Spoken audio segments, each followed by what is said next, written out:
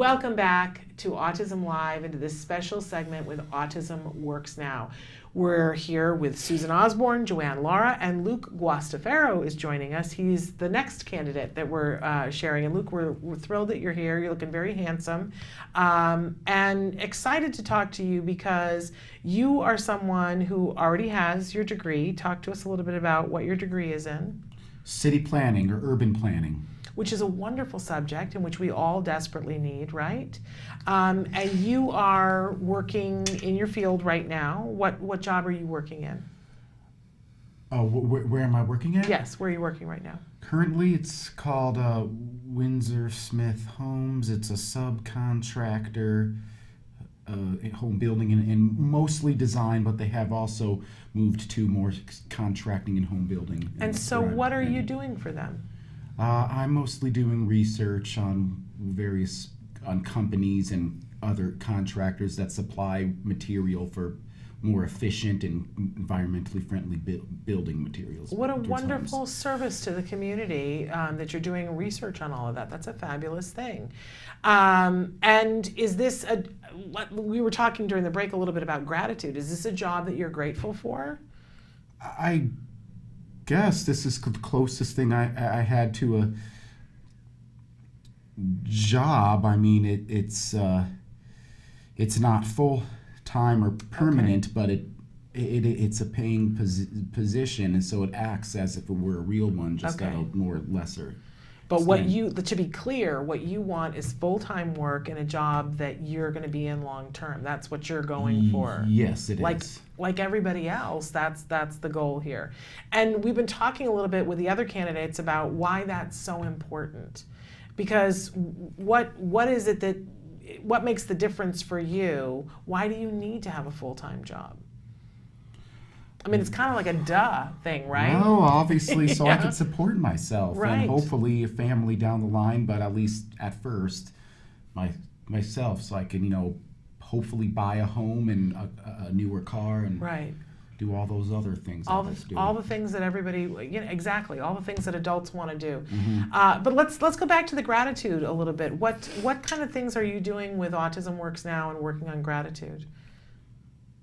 Oh, with Autism Works Now. And gratitude? Yeah.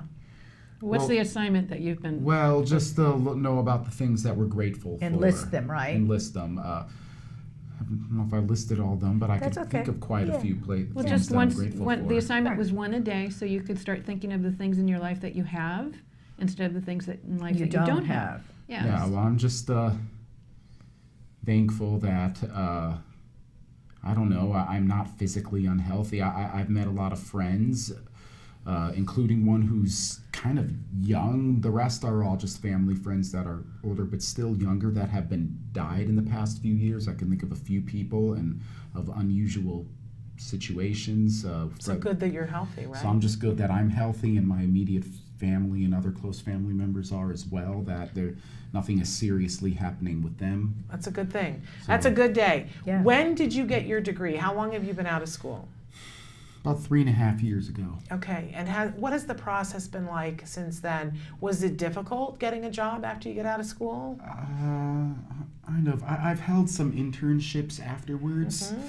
Gaining experience? What kinds of things? I first, right after graduating, I interned in the national parks in the Santa Monica Mountains, which is very urban area. So I worked with the problems of how it's impacting the surrounding community, like the flow of traffic and the flow of people and what they could do to plan and the parking and all of that. And I just basically observed problems like trash on the ground. And I took photos of it and even showed that to my supervisor. I find it interesting. We were talking during the break about the fact that you come from a family of actors. Yes. That's sort of what the professions are. Your dad's an actor. Your mom is very involved in the theater. Your brother's an actor, and you're sort of the outlier with this interest in urban development. At what point were you little when you started to realize, okay, this is what I'm interested and I want to do this kind of thing? How old when you first realized? that you wanted to be a part of urban development? I can't think of how old, but I would say maybe since I was in elementary school, most definitely. And, Can I jump in? Yeah. Would you like to tell Shannon and our viewers about the way that you see cities and shapes and how you've been, that's been an obsession for you since you were little? Yes, I have had an interest in cities for how they work for a very long time. I would look at why the downtown is in this location, why there are roads implanted in their location, and also why there's houses in one part, businesses in another. And I just wonder that somebody all has to do that together and has to make that and plan collaboratively, have that happen. right. So just looked at the. But remember when you told me that when you and your mom and I were, and you were interviewing for LA city planning? Oh, yes. And you talked about, you said, I see cities in geometric shapes.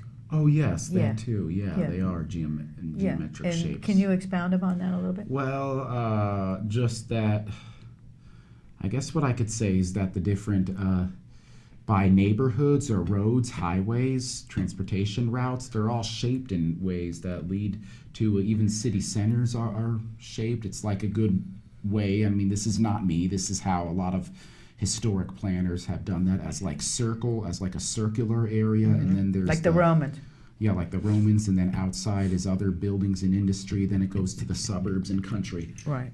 Rural. Right. It's Right, so it all goes like that. fascinating. Yeah. Because, I don't think is. in terms of that, but it's fascinating. Because I know when I travel around and I go to a city, I can tell if a city was well planned or not, or Right. whether it was sort of an afterthought, that it's just sort of crazy the way things, there are different places of Los Angeles where you can see that they had a plan, and other places where it just happened, Right, And right. it doesn't necessarily work well when it just happens. So it's just fascinating Yeah. that this is the area that you're interested in. I think it's really cool, and I think that you're an amazing individual that can add so much to whatever community you're helping to plan. I think great candidate for a job here, but obviously there have been some things that you wanted to learn. So you were at Autism Works Now. How has Autism Works Now helped you?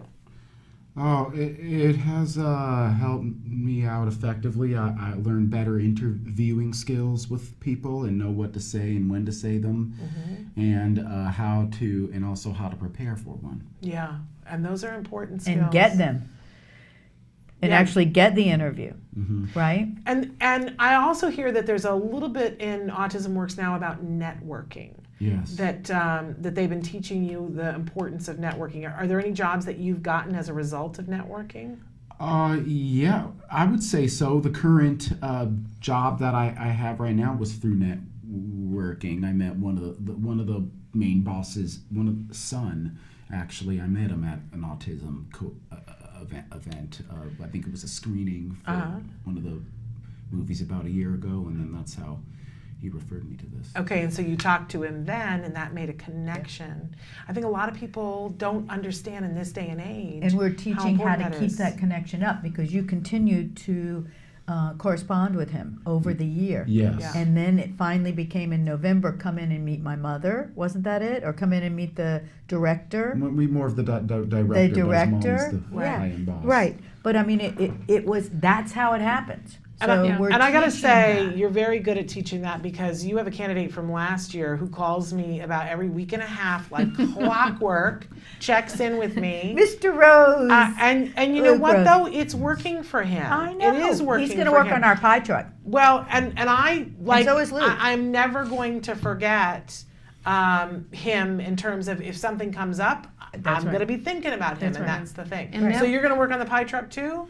Yes, I would like to. I think that would be a good Well, idea. Shannon, networking is the #1 source of jobs. Yeah. It really, It really I mean, is. when you're applying online, you're applying to a bunch They other don't people. know you. Yeah, and when you're referred, there's somebody that actually can vouch for Yeah. your work skills. So Yeah. it's really important to meet. And as Luke said, it was a movie screening where he found his current job. So you never know when you're going to meet somebody. Yeah. So that's why it's important to always look Yeah. dressed and to put together, wash your hair.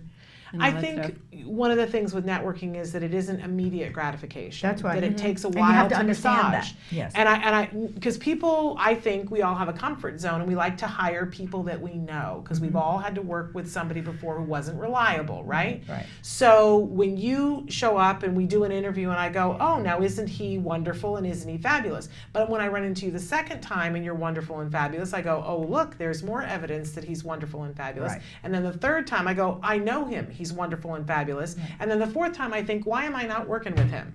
Right? Right. So it's that massage kind of a thing. But obviously you're wonderful and you're fabulous, which was what the point of what that whole thing was. Right. We think so too. We think so too. Okay, Yes. thank you. Yeah. Appreciate that. Well, this has been lovely. Ladies, we want to remind everybody again where they go to find out more information, because for people who are watching in the Los Angeles area, they can be a candidate, or someone that they care about can be a Absolutely. candidate. Thursdays from 6 to 8, and we're starting a new session in Culver City. Saturdays 1 to 3. So we're just starting up a new one with our vendorization with Westside Regional Center, and Okay. we're filling that class now. So that's fabulous, and you can participate in that. But if you're watching and you're not in the Los Angeles area and you go, darn it, why does Los Angeles always get everything? You have the ability to create this program where you are, because Joanne and Susan have given you the tools in the book. So tell But them where to also, we Yeah. actually have a one-day certification training of Autism Oh. Works Now. Yes, that we rolled out in August up Okay. in Seattle Okay. for the Trellis Center and the school district. And so it's a one day, we come in, it's a 9 to 4. We bring our manuals, we bring our books, we show you how to replicate the program. If you're interested in that, so in your community, Yeah. or if you're a service provider within your organization, or if you're a school and you want to use it as a transition program, we're there to help you. So you can contact me, joanne.lara@autismworksnow.org, or you can go on the website and find the information as well, or give us a call. The number's on the website. We're happy to speak about what works for you. We tailor it towards you and your organization and what you need. There you go.